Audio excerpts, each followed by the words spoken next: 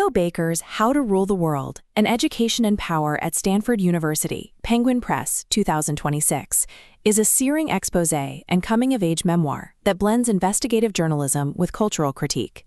Written by Baker at just 17, the book recounts his freshman year at Stanford, where he uncovered allegations of research misconduct against the university's president, Mark Tessier-Lavigne, ultimately leading to his resignation. At the same time, Baker paints a vivid portrait of Stanford as Silicon Valley's training ground, a place where excess, privilege, and ambition collide to shape the next generation of global elites. The book begins with Baker's central premise: Stanford is not merely a university, but a business empire, producing students as its most valuable product. He insists that the institution's culture of privilege and unchecked ambition creates an environment where future billionaires are groomed, often at the expense of ethics and accountability.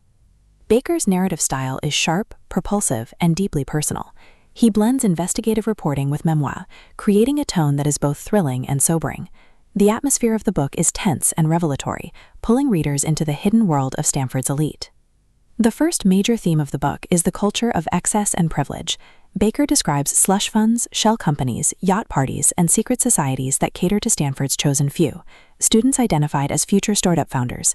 He emphasizes that these opportunities come with little oversight, fostering a culture of corner-cutting and entitlement.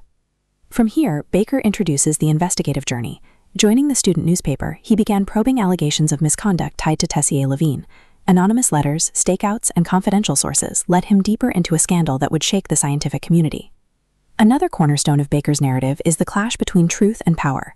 He recounts how high-powered lawyers and PR teams attempted to discredit his reporting, while Stanford itself launched an investigation into its president. Despite immense pressure, Baker's persistence revealed decades of unreported research issues. The climax of How to Rule the World builds around the fallout of Baker's reporting. Within 8 months of his first article, Tessier-Lavigne resigned, marking a historic moment in academic accountability.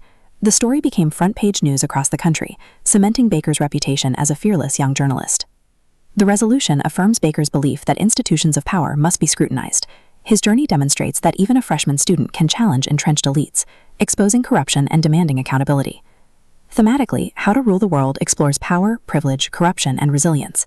Baker emphasizes that Stanford is not just a school, but a microcosm of Silicon Valley's hubris, where ambition often eclipses ethics. For modern readers, the book offers both entertainment and alarm. It confronts the realities of elite institutions, while inspiring admiration for Baker's courage. His message is clear: the next generation of leaders must be held accountable, and truth must prevail over privilege.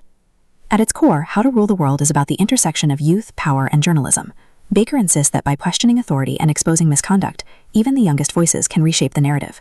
His book is both exposé and memoir, making it essential reading for anyone interested in power, education, and accountability.